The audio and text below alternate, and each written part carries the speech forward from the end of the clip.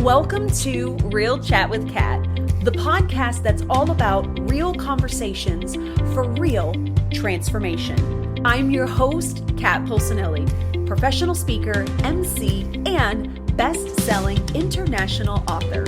Here, we tackle the tough stuff, the mud that we all have found ourselves in. We talk about the pivots, the challenges, and the victories that shape our lives and our businesses.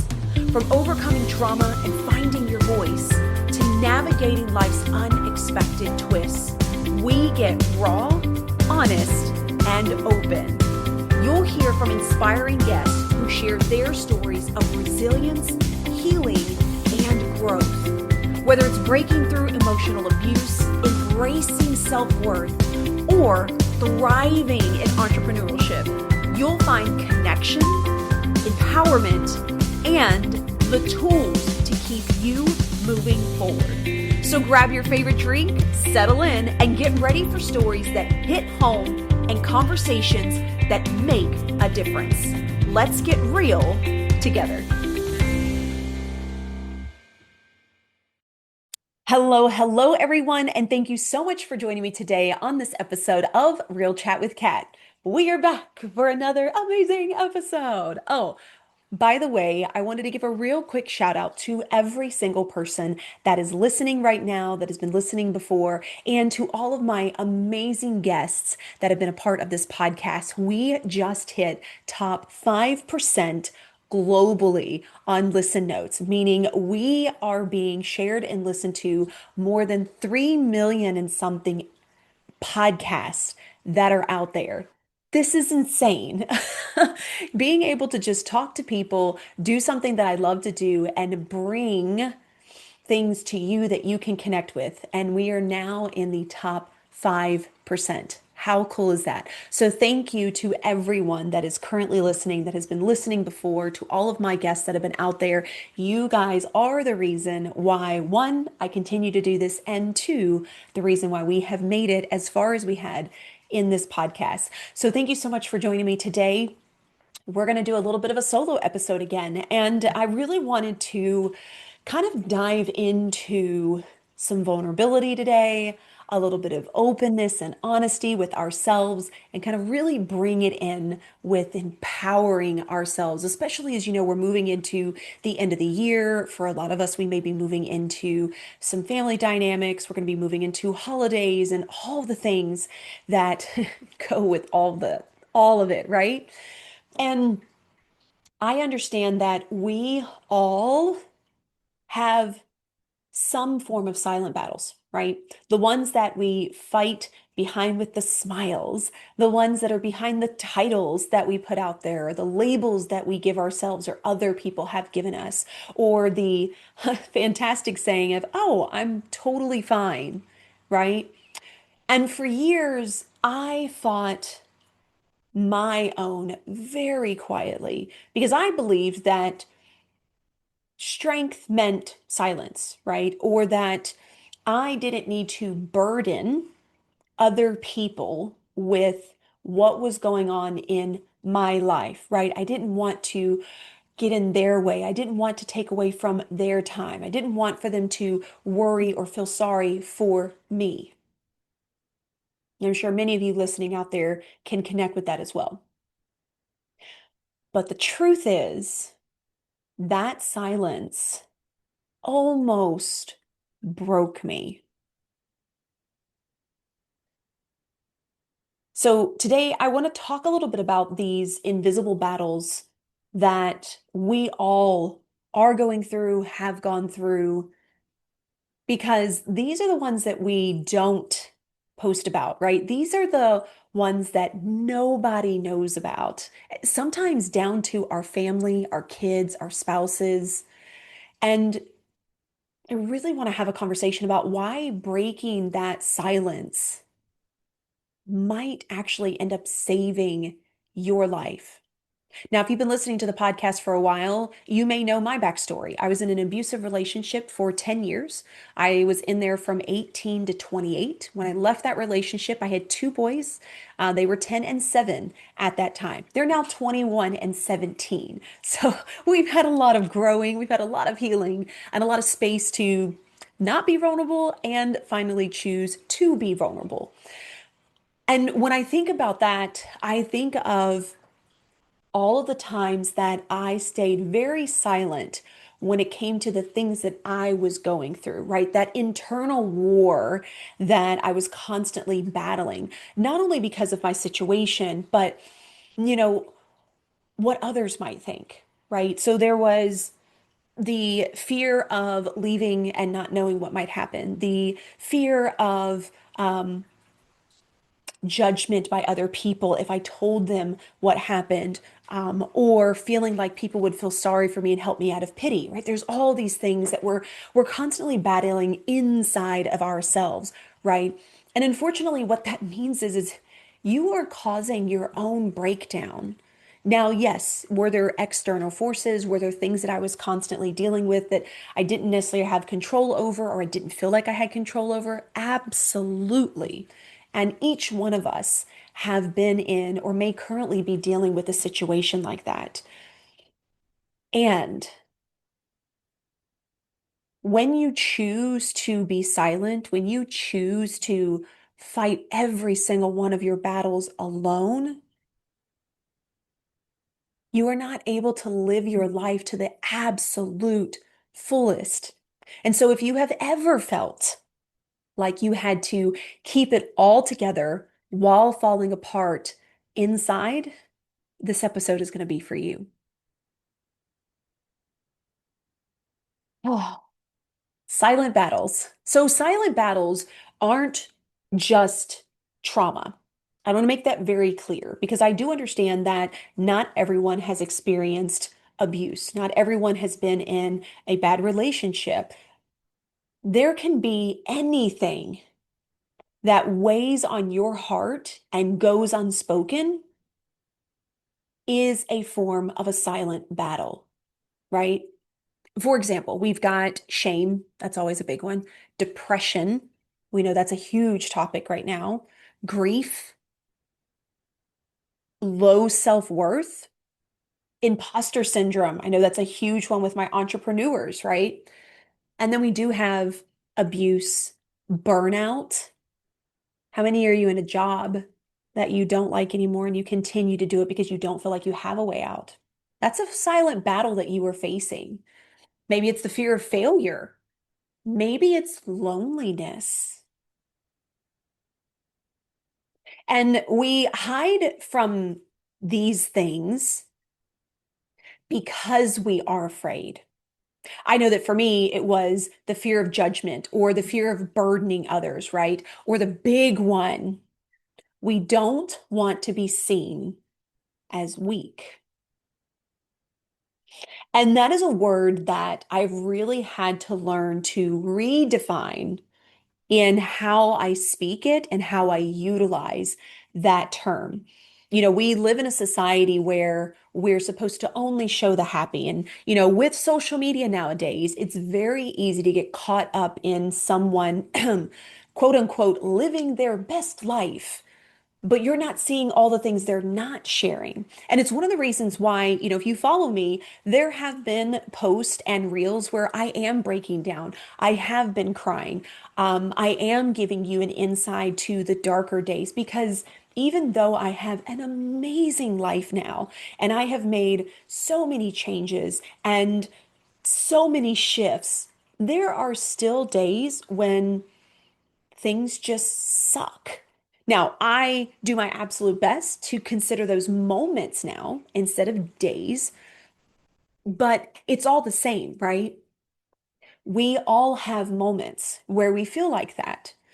And for whatever reason, we have been taught for generations that you keep your problems to yourself because you don't want to burden other people or you don't want them to know what is going on with you because they might judge you. They might not want to be friends with you anymore. Silence feeds our shame. Silence feeds the judgment in our head. It thrives in the dark. Now, I never understood this for quite a few years. And I kept my story and a lot of the things that I had been through completely to myself. And I mean, I didn't even tell my family. Now, my parents did know that I had been in a situation. They knew that some things had happened, but I never went into details. There was so much fear of judgment, of what someone might think, of being a bad mother, of you name it, I probably thought it. And so I just kind of, stuffed it in a box, packed it away, put a lot of duct tape around it, and pretended it didn't exist. And all the while, I was allowing it to continue to grow in that dark space. You see, what we don't face, we carry. And the longer that we carry it, the heavier that it gets. And I know that that may sound cliche, right? But I have seen it. I have lived that. I know what it's like to break down and just not know why I'm emotional, what is going on, get angry because that ends up happening, not wanting to let people see that side of me because for the longest time in my brain, crying meant that you had an issue or that you were weak. And as someone who was trying to come out of an abusive relationship, I never wanted people to think that I couldn't handle my shit. But this is something that I teach my boys to this very day. Emotions are absolutely normal. That's a part of us as a human being. And when we force those emotions to stay hidden, we are just building it upon building it until one day the duct tape comes off, the box explodes, and I guarantee you it's gonna be in an instance where you really didn't need that to happen, right? It could be with your spouse, it could be with your kids, it could be at work. Ooh, I've had that one happen. And I think that we as individuals need to redefine what society glorifies. Now, you've heard me say strong, right? That's a big one, not being weak. Ooh, here's another one that society tends to glorify busy and productive.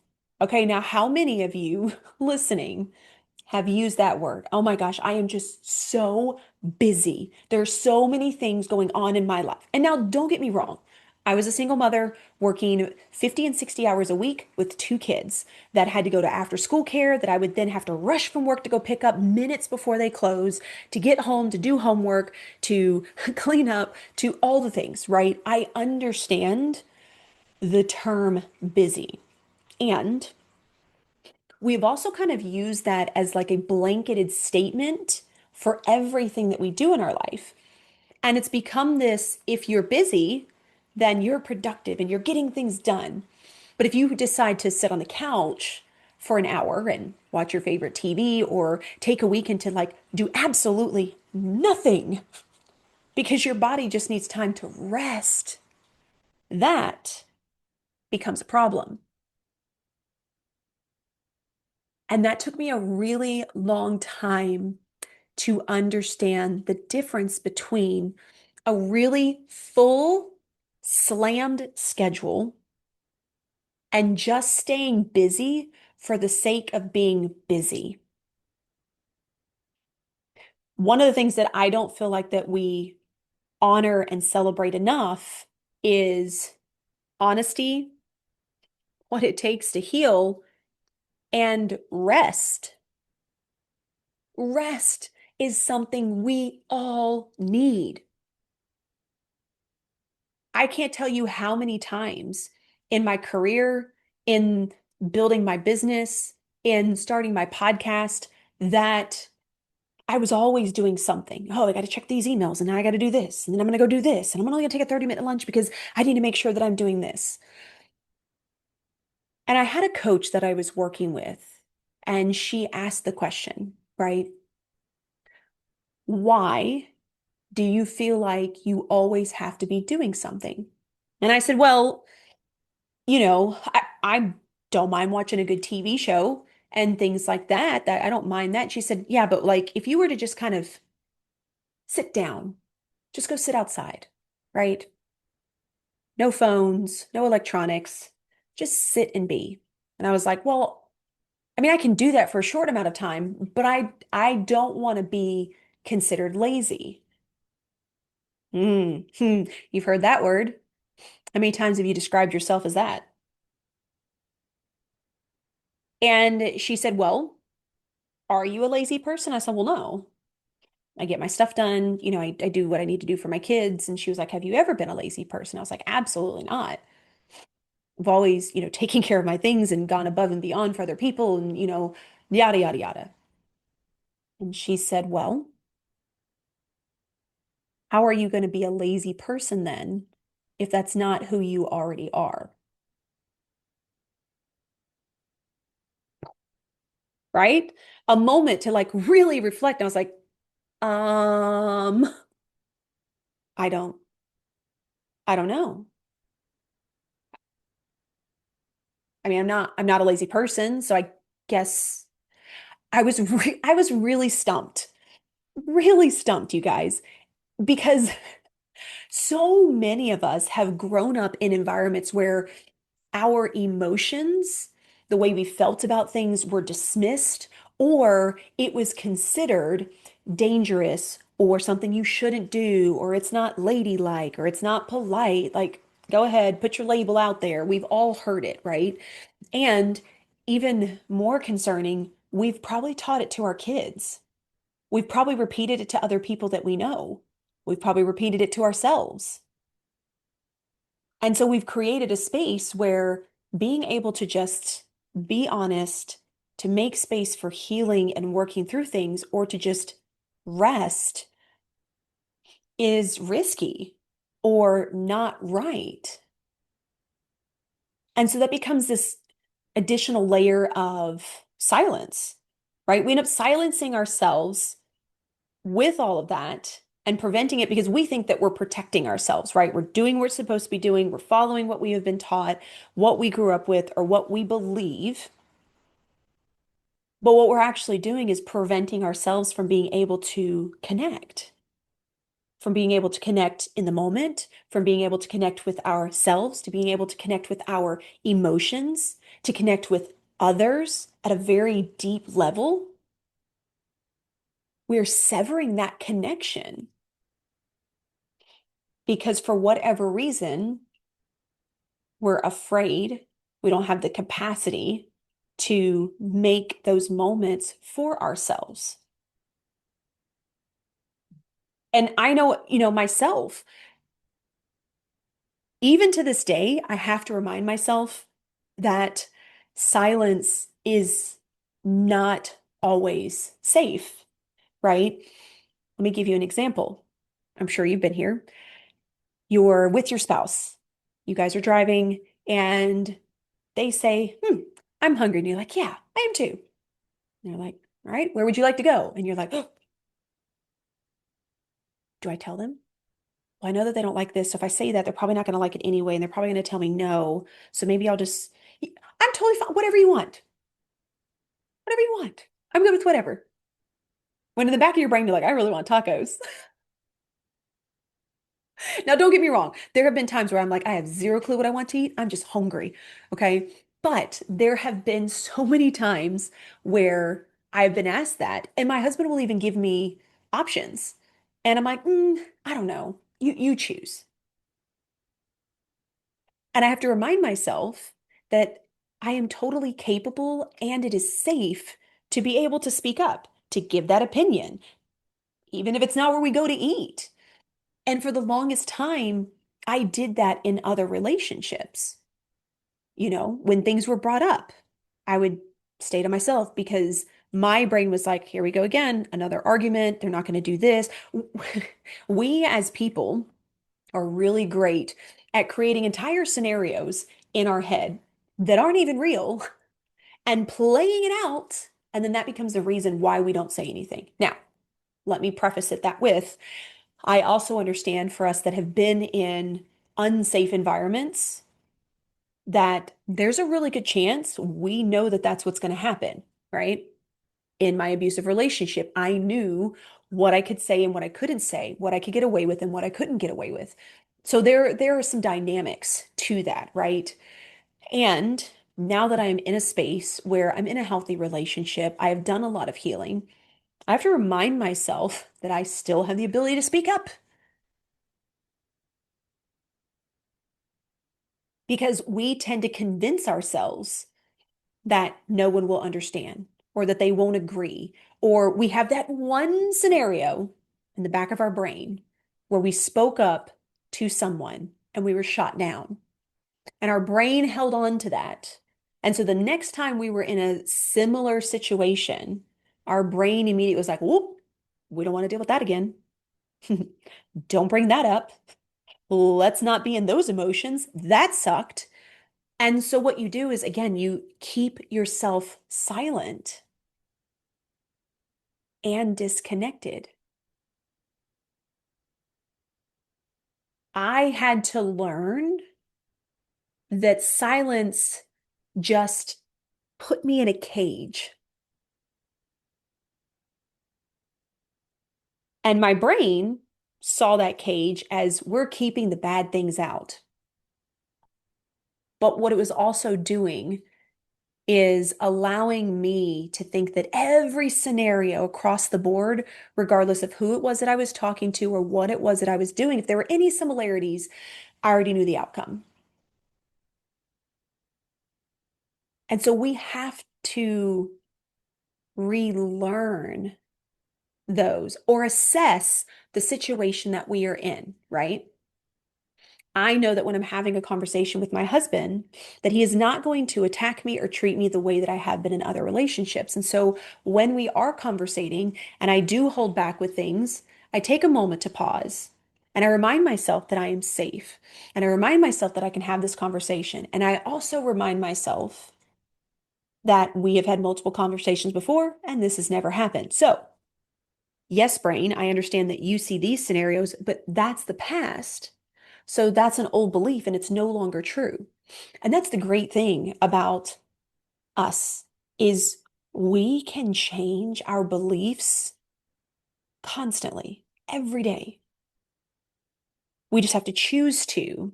And for a lot of us, myself absolutely included, I had to find things that could build upon that new belief to get me out of that old cycle, right? Because when I used to bottle up emotions, it became stress. It became anxiety. I remember having a lot more physical illnesses back then than I do now.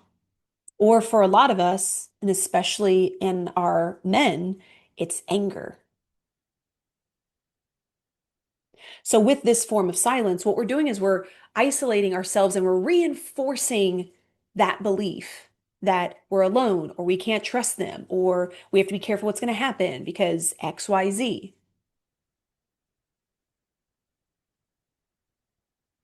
When we choose not to speak, we're also denying others the permission to fill in the blanks. We're denying them the ability to say, well, this is what I was talking about. And we're denying ourselves the ability to see that things can be different because the brain prefers patterns. I'm just saying, it really does. And so that kind of leads into this other piece, which is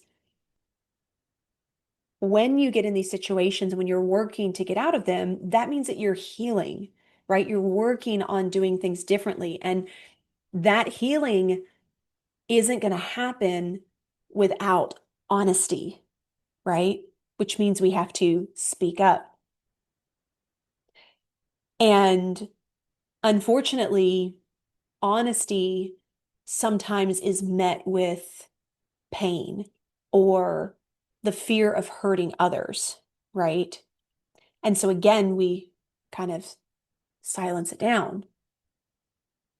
And when we do that, we are then denying others of being able to see the truth.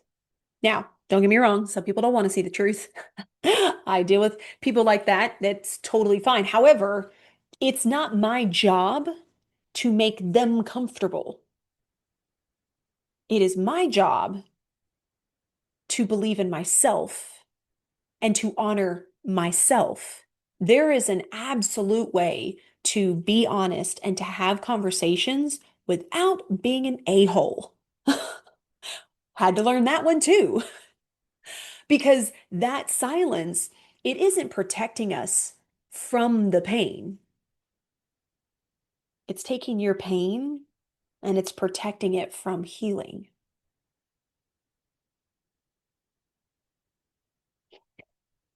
Now, when we talk about breaking the silence, right? It's very easy to get caught up in, okay, well, what do you do? I just start speaking out to everybody? No, no, no, I wouldn't. No, I don't suggest that. We don't need to just start dropping truth bombs all over the place, right? There's a time and place for everything. But what I do think that it begins with is us honoring ourselves, right? Let's start with there because I think that in so many instances we focus on honoring other people. We want to honor their emotions. We want to make sure that they're protected. And yes, I understand we all have good intent behind that, and there's another side to that. Some of that is not actually because you want to protect them from feeling hurt. It's also because you don't want to sit in that uncomfortable moment or that uncomfortable feeling because you had to be honest, right? You ever had your like eye twitch and you're like, oh, I don't want to say it. And what you say out loud is, no, no, no, I didn't tell them because I didn't want to hurt them. And yes, like I said, part of that is totally true. But there's another whole piece of your brain called the subconscious. And that part is like, yeah, and we do not want to deal with what might come from that. I do not want to feel awkward. I do not want to feel uneasy. You ever thought of when somebody says, oh, I got a divorce, and you're like, oh, how do I answer? How do I answer that? What do I say? I'm sorry. Congratulations. Are you okay? You find yourself in these little bitty scenarios, and that's what it is. It's that uncomfortable feeling. And we've been taught to avoid that. We've been taught to respect others. You can respect people while respecting yourself. And I think that that's the biggest thing that we need to go back to is, are we respecting ourselves first? Because when you begin to respect yourself, you begin to also start looking at yourself and healing yourself and growing yourself. And that can lead into you breaking out of that silence of keeping everything pinned down in that box that you're trying to keep your elbow on from popping up because you don't want to deal with it. That box doesn't go away. It just continues to grow. So I say, let's start with acknowledgement, right? And this doesn't have to be acknowledgement to other people. We want to start with acknowledging the things that we're fighting silently to ourselves, right? We want to take ownership of it. Because when we take ownership, it allows us to feel that weird, uncomfortable feeling in our body. And then as we continue to acknowledge it, we actually become more aware of it. And that allows us to then move into the next stages, right? So when you're acknowledging it, find a way that works best for you. For some, that might be writing it down, right? Okay, I knew I went through this today. I didn't say anything. This is one of the things that I'm focusing on, or I'm working on, or I'm fighting because I don't want people to know. Write it down, and then write down why you feel like you need to keep it silent. Don't make it make sense. Don't use punctuation. You don't even have to capitalize anything. Just write it down. Give yourself a 5-minute timer and just let it flow. It is amazing some of the things that come out of your brain when you give your brain space to just blah. Just like we do when we're talking to people, right? You ever let somebody just blah and you just stand there for like a good 5 minutes? You're like, mm-hmm. Your brain needs that. Another way might be when it happens, kind of whisper it out loud, like, ooh, I just did that. And I noticed that was that. And now I'm feeling this, right? All we're doing is we're bringing awareness to that space, which means we are actually reconnecting with ourselves in a present moment with our emotions, right? Things that we generally are not taught in school or anything else, but yet everybody talks about online. And all of us are confused because we're like, I don't understand what all that means. Two, you want to create a safe space for yourself. Now, for you, that might be you and yourself sitting down, having a conversation with yourself, writing these things out, and making it a regular moment to really kind of reflect on these things. And then deciding, like, okay, this is not that bad. And I know that I want to work on it. So how am I going to tackle it? Right. It could also be that you find that one person that makes you feel safe. Maybe it's a friend, maybe it's a therapist, maybe it's a mentor. Hell, maybe it's your journal. Or again, your own self. You ever looked at yourself in the mirror and like talk to yourself? It's really weird at first, but you should be able to like love you, right? As we're going through this, we also want to make sure that we reframe the way that we see vulnerability. I don't mean that you just bawl your eyes out and blurt everything out in your entire life and just, make it a whole thing, but being able to say, like, I am so sorry. What you're saying is making me really uncomfortable and I'm trying to process it. Can you just give me a minute? Things like that. That's a form of vulnerability. And it's not weakness, but I'm acknowledging and I'm bringing it up to the surface and I'm making it a statement, right? Vulnerability is proof that you're alive. It's proof that you are growing, you are transitioning. And it also means that you are showing the courage that you matter, that you care for you. So when you start sharing, again, find that one person and understand that your story does not have to be shared with the world, right? I know everybody is blurting a lot of their stuff on TikTok and Instagram and all these things. And, for some of that, that's great. And not everybody needs to know your story. As much as you see it going down, not everybody needs to, and not everybody is meant to share it. I chose to share my story because I was hoping that I could empower other people that had been in similar situations. I made that choice, not because social media told me to, not because I felt like I needed to, because I wanted to. So make sure that you're sharing your story or your vulnerability or that battle that you're fighting with the right people because healing does not require an audience, only for you to be honest and honor yourself.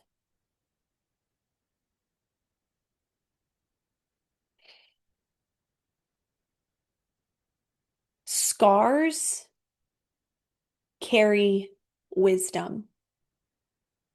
And so when we have the ability to share it or acknowledge it, what we're doing is we're taking that survival space and we're shifting it into an act of service.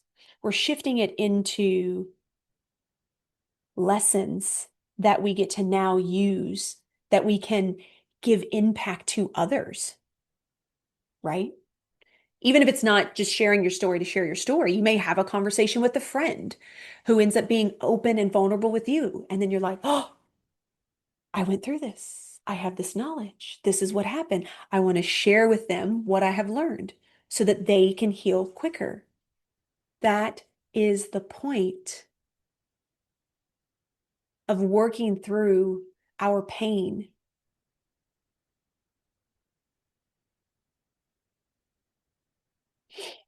So, as we kind of come to a close,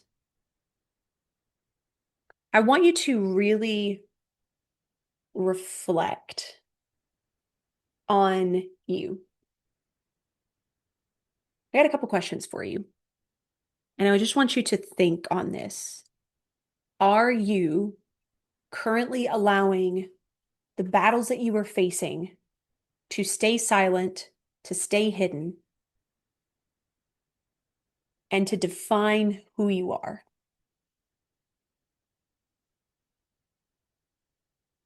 Because I personally believe that our battles do not define us. They might refine us, they might give us wisdom and lessons we can share with others, but they're not who I am. Do you find yourself pretending that everything is okay when you're around everyone? Do you find yourself trying to show how strong you are or that nothing is bothering you and you can handle it all? If you are, you're doing yourself a disservice. We are not meant to have everything okay in our lives all of the time. And we are not meant to handle all of the things all of the time. And look, I get it. I did it. When I got out of my relationship, my focus was, okay, my family has taken me in. They're giving me a space to have my kids here. I'm going to make sure I handle everything. I got this. I worked 40 and 50 hours a week, sometimes 60. I made sure that my kids were in school and had after school activities. I made sure that I cooked even for my family because, they were giving back to me. So I needed to make sure I gave back to them. I did activities every single weekend. If I had people that needed something, I'd be like, oh, I can totally help. I can totally help. Let me do that. All the while, I was fighting in court. I was battling with attorneys. I was dealing with cops. I was dealing with someone who was constantly stalking me. And no one knew I was fighting that. I chose to pretend that it wasn't happening because in my brain, I didn't want to burden people and I didn't want people to feel sorry for me. And let's just be like really super clear right now. I can't tell you how many people that I have opened up to, that I've shared my story with, and there is not a space of, I'm so sorry. I feel so bad for you. There is a space of empathy where it's more of, I hate that you had to go through that. And I honor what you are sharing. I have received that more than I have ever received someone's pity. So I don't know who in the hell told us that people were going to pity us, that they were going to feel sorry for us. And don't get me wrong, there definitely are people that do that. But I can tell you from my personal experience, it's never been that way. It's people that truly honor what I am saying, feel for what I have been through, and embrace the fact that I am willing to share it with them so that they can now take that and use it in their own knowledge or use it to grow themselves or use it to help someone else that they know. That is what I have received. So I challenge you to kind of put that on the back burner when those kinds of things come up. Now, again, you also know who it is that you are surrounding yourself with. So yes, I'm sure that there are people that you're like, I already know how they're going to take it. I already know how they're going to react, right? You have a pattern, you've seen it happen with other people. I understand that we have people like that. And when you are working to heal yourself, those are not the kind of people that you want to surround yourself with. I've always heard this saying of you're most like the five people you surround yourself with. And I always told myself, like, no, I'm not. I am me, and I do exactly what the hell I want to do. But what's really interesting is it's the patterns and the personalities and the conversations that you will bring yourself to, right? You're still your own person, but what you'll find is, right, there are still certain things that you do that are similar to the people that are around you. Because we, as human beings, even if you crave being absolutely alone, we crave community. We crave people understanding us and being there for us.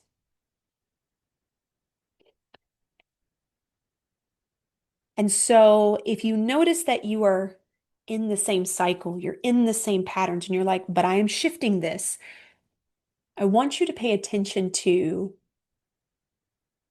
what is going on around you, right? For example, I had a group of people that I really enjoyed hanging out. I really liked them. They're great people. And there were some jokes that was like a little harsh, or a little like, ooh, don't say that one out loud. The things that you joke about, that you shouldn't necessarily share on the internet, right? And what I noticed was as I started healing myself and becoming more open to understanding where other people were coming from versus judging, those jokes and those kinds of conversations actually made me uncomfortable because they didn't relate. I didn't agree with it. And so I began to separate myself. I didn't go out every time that they wanted to have a get together. I didn't laugh at all of the jokes that they made. Or if they said something and I found myself laughing for a split second, and I knew afterwards, like, ooh, I would say something like, that's a harsh one. I started speaking up, and now I don't hang out with them really at all. Again, not that they're bad people. It's just I honor myself and who I am, and who I choose to put myself around is going to create the way that I want to live my life. And so I want to surround myself with people that challenge me, that see the things that I can do and then ask me, what are you going to do more of? What's next? How do you want to grow this? People that are willing to do the same, because that's what I want. And again, this has taken me years to understand and figure out. So if you're in the middle of this, please don't give up. Please don't give up. Celebrate your small wins. Continue to work on that. Pull yourself away from those people that aren't aligning with you anymore and leave the doors open for others to walk in who will fill the seats that you are looking to fill. Because you have the ability right now to be hurting and feel imperfect and to be healing. You can be absolutely breaking down and still rising to becoming something you want to be. All at the same time, all on the same playing field. That's the beauty of being human. We're all imperfect and we're all on our own journeys. And still, crisscrossing paths with other people and meeting people when we need to, and finding those that have lessons for us to understand or to learn or to help them, and then they move on. It's the most beautiful dance that you ever get to be a part of. And it gives you the opportunity to speak your truth, even if that is quietly. And when you start to do that, you are actually making space and giving others around you the permission to do the same.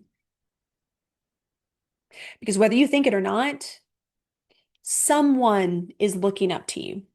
Someone is seeing some of the things that you do and wishing they could be where you're at. Think about that for a moment.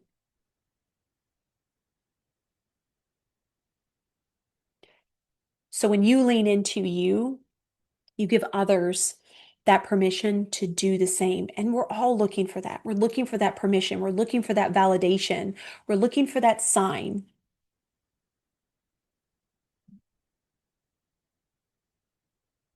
So do me a favor. I want you to take a moment right now. And I just want you to be. Close your eyes. Take a deep breath in through your nose. Hold it for a count of 4. And then let it out through your mouth.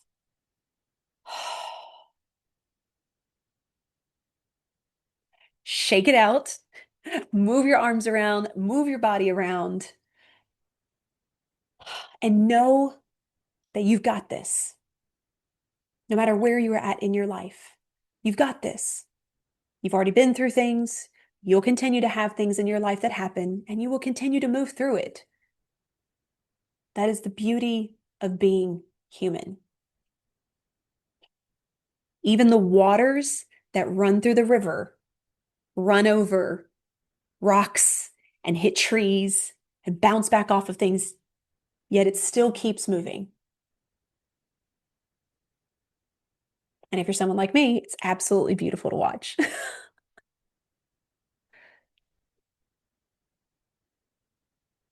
You only have one life. Live your life for you. Work on honoring you. And see how the world responds back. Because I have found that it is one of the coolest things that has ever happened to me. And it has brought me in contact with so many amazing individuals. And most of them have been on this podcast so that they could share that knowledge and information with you. So start small, but choose today.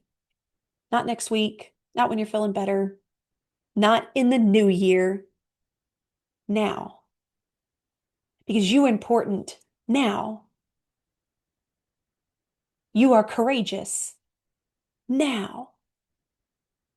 And you have the ability to start breaking that silence, opening up that box, and letting those things go.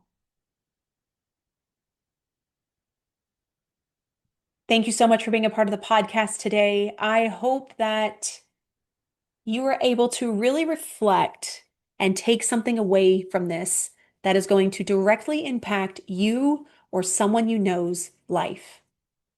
If you know of somebody else that might be struggling silently, that is maybe starting to open up even, share this podcast episode with them. Give them the opportunity to get their own takeaways, have their own light bulb moment. And as always, do one thing positive for someone each and every day and see the difference that it makes in your life. Catch you later.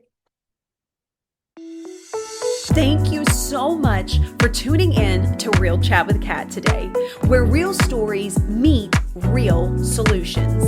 If If you love today's episode, don't forget to subscribe, leave us a review on Apple, and share this with someone who may also need to hear this as well. Let's also keep the conversation going. Follow me on socials at The Lotus Effect, connect with our incredible guests, and remember, you are never alone. Your story matters, and you have the ability and the power to rewrite it. You always have a choice.